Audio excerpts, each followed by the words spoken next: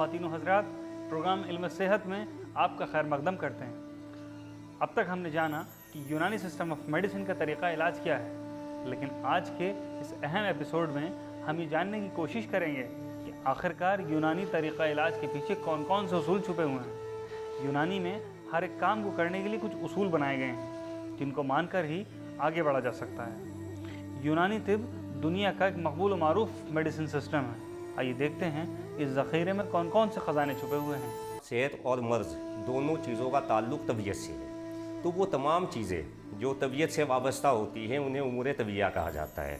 इसमें अरकान, अखलाक, मिजाज, आज़ा, अरवा, कुवा और अफ़ाल शामिल हैं। तो ये 7 चीज़ें मिलकर उमूर तबीया बनाती हैं या कहलाती हैं, और ये उमूर तबीया वो उमूर हैं कि जिनका ताल्लुक़ तबीयत से है। सेहत की अलामत ये है कि उसका चेहरा बहुत हशाश बशाश और चमकता हुआ होना चाहिए। अगर उसके चेहरे पर मुज़महिल असरात हैं तो इससे लगता है कि उसके अंदर कोई ना कोई कमी वज़न के अंदर ज़रूर पाई जा रही है। तबीयत जब ठीक होती है तो सेहत होती है, और अगर तबीयत में कोई खलल वाक़ होता है तो उससे मर्ज़ लाहक होता है। तो हमारी जो तिब है वो ये कहती है कि भाई आप तबीयत की मुआवनत करिए, तबीयत को स्ट्रॉन्ग करिए या मजबूत करिए, तो वो खुद ब खुद मर्ज़ का इज़ाला कर सकती है। अतिब्बा तीसरी हालत को मानते हैं जिसको हालत सालिसा कहा जाता है, जिसमें न तो बीमार होते हैं न पूरी तरह सेहतमंद होते हैं। जैसे एक टांग का लंगड़ा, जाहिर सी बात है कि वो जो है उसके एक टांग नहीं है, बज़ाहिर वो बीमार है, लेकिन अपने सारे ज़िंदगी के काम अंजाम दे रहा है वो, और उसे कोई परेशानी नहीं है। ये हालत सालिसा तीसरी हालत हुई। एक आम आदमी को सेहतमंद रहने के लिए प्रॉपर नींद सही मानों में जितनी ज़रूरत है उसको लेना चाहिए। भूख उसकी जो है वो नेचुरल होना चाहिए। तीसरा ये कि उसका जो है बॉल जो है वो क्लियर होने चाहिए, रेगुलर होने चाहिए, उसको एनर्जेटिक होना चाहिए, उसके अंदर अपनी सेल्फ ताकत होनी चाहिए और बड़ा एंथुसियास्टिक होना चाहिए। किसी काम को करने के लिए उसके अंदर जज्बा पाया जाना चाहिए। अगर ये जज्बा उसके अंदर कमज़ोर है तो इसका मतलब ये है कि वो सेहत की तरफ मुकम्मल तौर पर नहीं पाया जा रहा है। तो सेहत और मर्ज़ दोनों का दारोमदार इसी चीज़ के ऊपर है कि ये उमूर तबीया किस हालत पर कायम है। मिजाज तिब्ब यूनानी का बुनियादी उसूल, किसी भी मरीज़ का मर्ज़ और उसका मिजाज समझने से ही तशख़ीस की शुरुआत होती है। उसके अखलातों के बीच का तवाज़ुन समझना ज़रूरी है। ऐसा करने के बाद ही हकीम मरीज़ के इलाज को तय करते हैं। इस सोच के पीछे का बुनियादी उसूल क्या है, आइए समझें। इस दुनिया में पाई जाने वाली तमाम जितनी भी शय हैं, चाहे वो इंसान हैं या फिर जानवर हैं या हर किस्म की जो भी चीज़ें हैं, उनमें उनके अंदर एक मिजाज पाया जाता है। तो उस मिजाज की वजह से जो मिजाज नॉर्मल होता है तो सारे काम जो भी होते हैं वो नॉर्मली अदा होते हैं। अगर मिजाज सही है तो शक्ल भी सही होगी और अफ़ाल भी सही होंगे। तो इसीलिए कहा जाता है कि अगर मिजाज के अंदर ख़राबी आएगी कोई भी, तो उससे अफ़ाल में भी ख़राबी आएगी और शक्ल में भी ख़राबी आ सकती है। मिजाज को आइडेंटिफाई करने के लिए हमारे जो अतिब्बा हैं उन्होंने 10 उसूल बताए हैं, 10 पैरामीटर्स बताए हैं कि इसमें हम पूरा इंसान का जो हियत है, इंसान की जो शक्ल है, उसका जो रंग है, उसकी जो हाइट है, उसकी जो जिसामत है और उसके जो मुख्तलिफ़ चीज़ों से जो रिएक्शन होता है और जो मुख्तलिफ़ उसके जो सिस्टम से वो काम करते हैं, उन सब को हम कंसीडर करते हैं। और जब ये मिजाज तब्दील हो जाएगा, यानी हरारत ज़्यादा हो जाएगी या बरूदत ज़्यादा हो जाएगी या रतूबत या यबूसत जब ये ज़्यादा हो जाएगी तो फिर वो जो अफ़ाल अदा होते हैं किसी से वो नॉर्मल नहीं रहेंगे और फिर ये हालत जो है बीमारी की हालत कहलाएगी। हम उससे सवालात करते हैं कि जिससे हमें थोड़ा अंदाज़ा हो जाए कि उस मरीज़ को ज़्यादा गुस्सा तो नहीं आता है या उस मरीज़ को ज़्यादा गर्मी तो नहीं लगती है, तो उससे हमें एक थोड़ा उसके बारे में पूरा पता लग जाता है मरीज़ का कि ये गर्म मिजाज का है या ठंडे मिजाज का है। कि ये इंसान जिसको ये बीमारी हुई है ये एक्चुअली किस मिजाज से ताल्लुक़ रखता है और इस इंसान के अंदर इस वक्त किस खिल्त का या किस ह्यूमर का डोमिनेंस है। फिर उसके बाद जो है दवा का मिजाज देखा जाता है, मौसम का मिजाज देखा जाता है। इन सब मिजाजों को सामने रखकर दवा जो है तजवीज़ की जाती है। इसीलिए हमें अपने कॉन्सेप्ट मिजाज का ख्याल रखकर दवाओं का इस्तेमाल करना चाहिए और इलाज मुआवजा करना चाहिए। तो ये जो आज़ा हैं इनका भी अपना एक मिजाज होता है कि जैसे कल्ब है यानी हार्ट, तो इसका एक अपना मिजाज है कि ये गर्म मिजाज है इसका, तो हम इसके लिए कोई दवा इस्तेमाल कर रहे हैं तो हम उसमें एक ऐसी मोतदिल दवा का इस्तेमाल करेंगे कि वो उसकी गर्मी को बहुत ज़्यादा ना बढ़ा दे। और फिर जो दवा तजवीज़ की जाती है तो वो बिल्कुल टारगेट पर सही जाकर लगती है और सही जाकर असर करती है और बीमारी को जो है वो जड़ से दूर करने में मुआविन होती है। दूसरी तिब्बों में जो है मिजाज का कॉन्सेप्ट नहीं है, हमारे यहाँ मिजाज का कॉन्सेप्ट है। कहने का मतलब है कि अगर बदन पर गर्मी है यानी कि बुखार की कैफियत बदन पर नमूदार है तो ठंडी दवा, और अगर बदन पर ठंड का असर नुमाया मालूम हो तो गर्म दवा का इंतखाब करके इलाज किया जा सकता है। यही यूनानी तरीक़ा इलाज का एक अहम पहलू है। दवाओं की असल में जो तासीर है वो ऐसी है कि हर, जैसे नबाती हो, हैवानी हो या मादनी हो, हर किसी में तासीर होती है। या तो गर्म तासीर होती है या सर्द तासीर होती है। गर्म और सर्द, इनके अलावा भी खुश्क और तर, दो तरह की और तासीरें होती हैं। बहुत सारी दवाएं हमारे यहाँ ऐसी हैं जिनका मिजाज ठंडा है, जो गर्म अमराज में इस्तेमाल करते हैं, और इसी तरह से बहुत सारी दवाएं हमारी ऐसी हैं जो गर्म हैं, उन्हें ठंडे अमराज में ज़्यादातर इस्तेमाल किया जाता है। बलगम का मिजाज ठंडा होता है और रतब यानी मॉइस्ट होता है, इसलिए दवाओं का जो इंतखाब होता है वो ड्राई नेचर की होती हैं और हॉट होती हैं। लिहाजा ऐसी दवाओं का जब इस्तेमाल होता है तो फिर उस मरीज़ का मिजाज मुतदिल हो जाता है, यानी बलगम उसके जिस्म में जो बन रहा था वो रुक जाता है, और जो बलगम बन चुका है वो जिस्म से निकाल दिया जाता है दवाओं के ज़रिए। अगर कोई बारिद मिजाज का मर्ज़ है, जैसे कि नज़ला बारिद है या और चीज़ें हैं, उसमें हार मिजाज की अद्विया का इस्तेमाल किया जाता है। और ऐसे ही अगर हार मर्ज़ है तो उसमें बारिद मिजाज की अद्विया को इस्तेमाल किया जाता है। इलाज बिल ज़िद कहा जाता है इसे, यानी कि उसके एंटी को इस्तेमाल किया जाता है। इलाज भी जिद के माने उल्टा, मुखालिफ। तो हम ऐसी दवाएं उसके लिए इस्तेमाल कराते हैं जो उन बढ़ी हुई हरारत, बरूदत, रतूबत या बुशत को अपनी जगह पर ले आती है, यानी उनको नॉर्मल कर देती है। हज़ारों साल का तजुर्बा है कि इन दवाओं का कोई भी साइड इफ़ेक्ट आज तक रिपोर्ट नहीं किया गया, इसीलिए कि इंसान के मिजाज के मुताबिक दवाओं का इंतखाब होता है। ये हमारा उसूल इलाज है। यही वजह है कि ये चूँकि इंसानी फितरत के ऐन मुताबिक है, इसलिए इसमें कोई साइड इफ़ेक्ट नहीं होता, इसमें कोई रद्द-ए-अमल नहीं होता। और अगर बाय चांस कोई होता भी है तो वो बहुत माइन्यूट, जिसे हम इग्नोर कर सकते हैं। रूमेटाइड आर्थराइटिस और बर्ड्स, जिसको विटिलिगो बोलते हैं, उस पर रिसर्च कर रही हूँ। उसमें इंडोर का हमारे यहाँ फैसिलिटी दी प्रोवाइड की गई है और मैं पेशेंट एडमिट करती हूँ। अब तक की तारीख में हमारे पास कोई साइड इफ़ेक्ट नहीं आया और किसी ऑर्गन में किसी भी तरह की कोई प्रॉब्लम नहीं आई है। कोई अभी तक कोई साइड इफ़ेक्ट आज तक पाया नहीं गया, कोई एडवर्स इफेक्ट्स में नहीं आया है।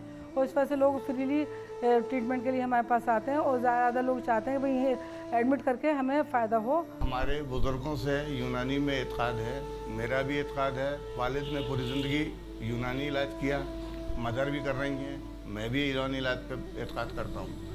इसके साइड इफ़ेक्ट नहीं है। कोई अगर मरज़ है तो वो उसका इस्लाह है और वो ज़िंदगी भर के लिए ख़त्म होता है। एक हद तक फ़ायदा हुआ है। एक बड़ा फ़ायदा जो है इनकी दवाइयों से साइड रिएक्शन नहीं होता, उसमें कोई साइड इफ़ेक्ट नहीं, कुछ नहीं, कोई नुकसान नहीं करती हैं। लेकिन आजकल हम लोग ये हैं कि चाहते हैं कि ये गोली खाइए फ़ौरन ठीक हो जाए, इसलिए ये दवा ज़रा कम असर करती हैं। इलाज इसी का कराना चाहिए। जो लोग अंग्रेज़ी दवा कम इस्तेमाल करते हैं उनको यूनानी दवा से काफ़ी फ़ायदा होता है। हमारे घर में तो सब लोग जितने भी हैं वाली साहब के ज़माने से अब हम भी वही यूनानी दवा इस्तेमाल करते हैं। अंग्रेज़ी दवाएँ का साइड इफ़ेक्ट है, एक जगह फ़ायदा करती है, कई जगह नुकसान देती है। उसका असर वक्ती तौर पे होता है, ज़रा दब जाता अमल। लेकिन देसी दवा जो है ज़रा देर से फ़ायदा करती है, लेकिन इससे मर्ज़ की जड़ जाती है। जो भी हम दवाएं देते हैं उसमें मरीज़ को जो मतलब नुकसानात हैं वो कम उठाने पड़ते हैं, और जो मेडिकल की दवाइयां हैं वहाँ से जो भी मिल रहा है उससे फ़ायदा तो हालांकि जल्दी होता है, लेकिन उसके साइड इफ़ेक्ट जो हैं वो ज़्यादा होते हैं। इसकी सबसे बड़ी खासियत ये है कि इसमें साइड इफ़ेक्ट्स नहीं होते हैं ज़्यादा, ये बहुत कम होते हैं। और सर इसमें सबब पे बहुत ज़्यादा यानी ध्यान दिया जाता है कि what are the causes of disease. जो ड्रग्स जो यूज़ होती हैं उनके बहुत सारे साइड इफ़ेक्ट्स होते हैं, और जो ये यूनानी है इसमें नहीं होते, इसमें साइड इफ़ेक्ट्स नहीं होते हैं। बहुत सारे पेशेंट्स आते हैं और दूर दूर से आते हैं ट्रीट करवाने के लिए कि हर्बल मेडिसिन हमें, यूनानी मेडिसिन, आयुर्वेदिक मेडिसिन हमें चाहिए, क्योंकि एलोपैथिक के हमारे साइड इफ़ेक्ट बहुत हैं। और बहुत सारे जो शुरू से ही ये हर्बल मेडिसिन यूज़ कर रहे हैं वो तो पेशेंट बहुत ही हैं, और उनके थ्रू ही और पेशेंट्स हमारे पास आते हैं। हम लोग बहुत आगे तक जा रहे हैं क्योंकि ऑल्टरनेटिव मेडिसिन का मतलब एक ज़रिया है जो कि आजकल लोग ज़्यादा पसंद कर रहे हैं, क्योंकि मॉडर्न मेडिसिन में बहुत साइड इफ़ेक्ट्स होते हैं, यूनानी मेडिसिन में साइड इफ़ेक्ट्स नहीं होते हैं। उससे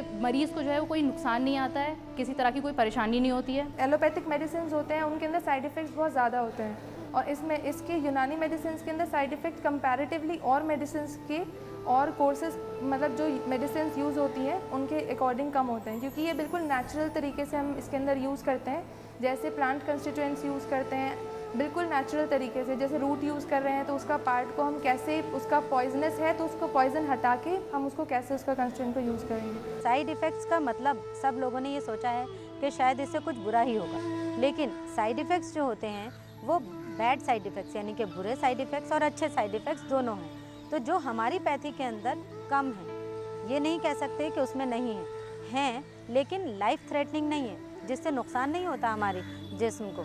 उससे ये है कि हाँ थोड़ी सी तकलीफ़ हो सकती है, लेकिन वो इतनी नहीं होती कि उससे मरीज़ को कुछ नुकसान हो। मिसाल के तौर पे कोई गर्म खुश्क दवा अगर इस्तेमाल की, गर्म तर या सर्द खुश्क को भी ले लें, तो उससे अगर उसको कोई कॉन्स्टिपेशन होने लगा या उससे लूज़ मोशन होने लगे तो फिर हम उसके अंदर इस तरह का उसका दवा का ही इलाज शुरू कर देते हैं, यानी उसके अंदर हम इस तरह की तदबीर से यानी दवा को ट्रीट करते हैं जिससे कि उसकी शिद्दत उसकी कम हो जाए। दवाओं के जो साइड इफ़ेक्ट्स हैं उससे मरीज़ परेशान होकर अब असल तरीक़े इलाज की तरफ, जो फितरी भी है और बहुत हद तक सस्ता भी है और बहुत हद तक लाइफ स्टाइल की तब्दील कर लेने से भी उन बीमारियों पर कंट्रोल किया जा सकता है। इसीलिए इन तरीक़े इलाज की और यूनानी तरीक़े इलाज की ख़ास तौर से मकबूलियत आम हो रही है। आज की भागदौड़ भरी ज़िंदगी में न खाने पीने का वक्त मुकर्रर है, न सोने जागने का। कुदरत के सभी उसूलों से मानो आज की ज़िंदगी बिल्कुल ही उलट रास्ते पर चल रही है। आज से हज़ारों साल पहले लिखी गई तिब की किताबों में सेहतमंद ज़िंदगी के लिए कई नुस्खे दर्ज हैं। मैं गाड़ी चलाता हूँ, कई बार खाने पीने का टाइम नहीं होता, जिस टाइम ड्यूटी आ जाए उस टाइम चल पड़ते हैं। दिन रात का कोई पता नहीं है, ना कोई खाने का है ना सोने का है। कई बार तो 12-12, 24-24 घंटे गाड़ी चलानी पड़ती है। इस भागदौड़ की लाइफ में मैं और मेरे हस्बैंड दोनों मिलकर बच्चों का और सारा कुछ काम देखते हैं। सुबह से शाम तक भागदौड़, बच्चों की पढ़ाई लिखाई, घर का काम, बहुत ही ज़्यादा स्ट्रेस है। स्कूल का भी काम है, दोनों न्यूक्लियर फैमिली तो दोनों को भी जॉब करनी है, घर का काम भी करना है और रिलैक्स करने के लिए कुछ भी टाइम नहीं मिल पाता। नहीं हम लोग वॉक पे जा पाते हैं और नहीं अपने ऊपर कुछ ध्यान रख पाते हैं। इस वजह से स्ट्रेस और बढ़ जाता है। दिमाग से परेशान होते हैं तो वो शरीर पर आता है, जिससे शारीरिक बीमारियां भी ज़्यादा होने लगी हैं। और जब आप परेशान होते हो तो आजकल बालों की प्रॉब्लम, स्किन की प्रॉब्लम वो ज़्यादा से ज़्यादा होने लगी है। आजकल के बच्चों में भी और हम लोग में भी बहुत ज़्यादा होने लगी है। कई बार मुझे ऐसा करना पड़ता है कि मुझे ऑफिस के बजाय घर पे रह के थोड़ा उस काम में मदद, उसमें हेल्प करना पड़ता है और अपना काम घर से करना पड़ता है। तो उससे काफ़ी इन सब चीज़ों से काफ़ी एक स्ट्रेस सा बन जाता है। तो उस चीज़ का असर हमारे बच्चों पर भी पड़ जाता है कई दफ़ा, क्योंकि होता क्या है कि हम लोग परेशान रहते हैं तो अपना फ्रस्ट्रेशन या अपना या तो गुस्सा कह लीजिए या एक जो चिढ़ हो जाती है इन सब परेशानियों से, उस वजह से हम लोग बच्चों पे कई बार उस पर बुरा असर ये पड़ता है कि कई बार हमको डांट देते हैं। स्ट्रेस तो एक आज का एक नेचुरल फिनोमिनन है, लेकिन फिर भी हम जितना बच सके स्ट्रेस से बचें और खाने पीने की जो चीज़ें इनसे बचें। जो हमारे तहजीब में जो जिन चीज़ों को बताया गया है, जो अच्छी चीज़ों को बताया गया है उनको अडॉप्ट करें और जिन बुराइयों को बताया गया है उनको डिस्कार्ड करें। तमाम बीमारियां जो हैं वो पैदा होती हैं इंसान के जो है तर्ज ज़िंदगी से, लाइफ स्टाइल से। अगर लाइफ स्टाइल जो है हमारा मुख्तलिफ है तो उसको हमें बदल लेना चाहिए ताकि बीमारियों से हमें बचाया जा सके, हम बच सकें उससे। शराब से बचने की कोशिश करनी चाहिए और बहुत ज़्यादा ऑयली और फ्राइड चीज़ें उनको भी अवॉइड करना चाहिए ताकि लिवर अपना काम सही तौर पे कर सके और वो बीमारी से बच सके। इसी तरह से हमें अपनी जो हमारा जो 24 घंटे हैं उनको हमें टाइम मैनेजमेंट के हिसाब से कितना हमें रेस्ट करना है, कितना हमें मूवमेंट करना है, न सिर्फ फिजिकल बल्कि मेंटल। अगर लाइफ स्टाइल हम नहीं बदलेंगे तो यकीनन हम बीमारियों का शिकार होते रहेंगे। जैसे आज के दौर में लाइफ स्टाइल की बीमारियां हैं इसीलिए क्योंकि हमने अपनी ज़िंदगी के हिस्सों में उन चीज़ों को शामिल ही नहीं किया है कि जो ज़रूरी है। मसलन पैदल चलना बहुत ज़रूरी है, हमने शामिल नहीं किया है। मसलन हमको हल्की ग़िज़ा चाहिए, अच्छी ग़िज़ा चाहिए, साफ़ ग़िज़ा चाहिए, वो हमने इस्तेमाल करते। हमको ज़िंदगी में अपना कुछ औकात मुकर्रर करने चाहिए काम करने के, वो हम नहीं करते। चुनांचे मरीज़ जो लाइफ स्टाइल को अपनी ठीक करने लगते हैं उन पर यूनानी दवाओं के असरात बहुत तेज़ी के साथ होते हैं और वो डिप्रेशन के केसेस हों या नींद ना आने के केसेस हों या स्ट्रेस के केसेस हों, वो 99% वो कवर करता है। तो तिब्ब यूनानी का जो ये कॉन्सेप्ट है, जो ये तरीक़ा है कि असबाब सित्ता ज़रूरिया को सामने रख करके सेहत के बारे में मालूमात रखें। आवाम को भी चाहिए कि वो अपनी सेहत के बारे में ख़ुद मालूमात भी रखें और जो पैरामीटर या जो तरीके बताए गए हैं उनके तहत वो अपने आप को परख लें कि हम सेहतमंद हैं या नहीं हैं। और बेहतर ये है कि अपने आप को सेहतमंद रखने के लिए असबाब ज़रूरिया का बेशतर इस्तेमाल जितना वो कर सकते हैं, जितना उनकी मालूमात है उतना उनको करना चाहिए। यूनानी तरीक़ा इलाज में सिर्फ मर्ज़ का ही नहीं बल्कि मरीज़ का इलाज किया जाता है, और यही बुनियादी उसूल इस तिब को और सभी तिब्बों से अलग ठहराता है। इस तिब को हम होलिस्टिक मानते हैं। होलिस्टिक का मतलब ये है कि ये तमाम वजूहात को जमा करके, तमाम वजूहात को समेट करके एक तरह का एक पैकेज ऑफ ट्रीटमेंट देता है, एक पैकेज दे देता है ट्रीटमेंट का। ये सिर्फ एक दवा और एक मर्ज़ को नहीं मिलाता बल्कि एक पैकेज की सूरत में इलाज करता है। मरीज़ का इलाज जो करते हैं वो सारी बुनियाद पर करते हैं। मरीज़ का जो है मिजाज का भी ध्यान रखते हैं, और मर्ज़ का क्या मिजाज उसका भी ध्यान रखते हैं, मौसम जो है उसका भी ध्यान रखते हैं, मरीज़ की जो सखना है उसका भी ध्यान रखते हैं, मरीज़ जो है किसी दवा को तहम्मुल कर सकता है नहीं कर सकता उसका भी ध्यान रखते हैं। इन सारी चीज़ों को मिलाकर हम एक होलिस्टिक अप्रोच करते हैं। स्पैथी में ज़्यादातर जो जोर दिया जाता है वो मरीज़ और मर्ज़ दोनों पर दिया जाता है, ताकि दोनों में से किसी को भी कोई तकलीफ़ ना हो, मर्ज़ ख़त्म हो जाए और मरीज़ को उससे आराम मिले। जबकि मॉडर्न पैथीज़ में क्या होता है कि सिर्फ मर्ज़ को ट्रीट किया जाता है, मरीज़ का ख्याल ज़्यादा नहीं रखा जाता, इसलिए वो मर्ज़ उसे बार बार परेशान करता है। हमारी पैथी जो है वो मर्ज़ को टोटली रिमूव करती है, और मॉडर्न मेडिसिन की पैथी जो है वो ज़्यादातर मर्ज़ को रिमूव नहीं करती, उसके साइड इफ़ेक्ट्स और उसके जो कॉजेज़ हैं उसको कम कर देती है, जिसकी वजह से वो फिर से आ जाता है। और इस बात की कोशिश करते हैं कि मरीज़ को जितना मुमकिन हो कम से कम दवाओं पर रखा जाए। इसलिए हमारे यहाँ जो रेजिम्स बताए गए हैं, एक नंबर ऑफ़ रेजिम्स हैं जो हमारे अतिब्बा ने बताए हैं, जिसका मकसद यही है कि कम से कम दवाओं को इस्तेमाल करके जो है मरीज़ का इलाज किया जाए। इससे फ़ायदा ये है कि इसमें जो ट्रीटमेंट किया जाता है मरीज़ का, उसमें होलिस्टिक अप्रोच होता है। मर्ज़ के साथ साथ मरीज़ का भी ख्याल रखा जाता है। मर्ज़ यानी जो डिज़ीज़ है उसके साथ साथ जो कॉज है जिसकी वजह से बीमारी पैदा हुई है उसको दूर करने की कोशिश की जाती है, जो कि और पैथीज़ में, ख़ास करके मॉडर्न पैथी में इसका जो है ध्यान नहीं रखा जाता। उसमें डायरेक्ट जो है ना, उसमें ट्रीटमेंट मैनेजमेंट पर ज़्यादा ध्यान दिया जाए, जो भी बीमारी है उसको कैसे मैनेज किया जाए। मुझे तकरीबन 40-45 साल हो गए काम करते हुए। जो मुझे अंदाज़ा है कि पहले कितने लोग आते थे, अब कितने आते हैं, उससे मुझे तजर्बा है। और लोग जाते हैं, दवा लेके जाते हैं, फ़ायदा होता है, फिर दोबारा आते हैं लेने के लिए, क्योंकि दवा ये देसी एकदम फ़ायदा तो नहीं करती है, आहिस्ता सा करती है। हमारे वालिद साहब भी हॉस्पिटल में थे, पहले मैजेस्टिक पास जो हॉस्पिटल है उसमें खिदमत करते थे। उन्होंने भी कुछ बताया था कि यूनानी के अस्पताल की दवाइयाँ जो है वो साइड रिएक्शन से ज़रा फ्री हैं। इनका फ़ायदा जो है ज़रा स्लो होता, इमीडिएट फ़ौरन नहीं होता, लेट होता। पेशेंट हालांकि जल्दी ठीक होना चाहता है, हमारी दवाएं थोड़ा देर से ही मतलब फ़ायदा करती हैं, लेकिन वो जड़ से तो काम कर रही हैं कि उस चीज़ को वो जड़ से उखाड़ पा रही हैं। लेकिन जो मेडिकल की दवाइयां हैं वो एग्जैक्ट जल्दी से फ़ायदा तो दे रही हैं जैसा कि पेशेंट को चाहिए, लेकिन उसके बाद उसका दोबारा से रीअकरेंस हो जाता है। तो ये इसमें फ़र्क है सबसे बड़ा, कि वो सिम्टोमेटिक ट्रीटमेंट देते हैं, और हमारे यहाँ जो होता है ओरिजिनल जो मर्ज़ है उसको पता लगाकर उस पर ट्रीट किया जाता है, क्योंकि हमारे यहाँ 4 अखलात होती हैं, उन अखलात के हिसाब से फिर हम ट्रीट करते हैं। इसमें पेशेंट को अगर कोई और भी डिजीज़ हो तो साथ में वो भी ठीक हो जाती है। इवन मतलब आपको वो मुकव्वी होते हैं, वो इम्प्रूव करते हैं, आपकी इम्यूनिटी बूस्टर होते हैं, आपके कुव्वत मनात को इंक्रीज़ करते हैं वो। हम लोग सिर्फ मर्ज़ की तरफ नहीं देखते हैं, मर्ज़ कहाँ से आया, मर्ज़ किन वजूहात से आया।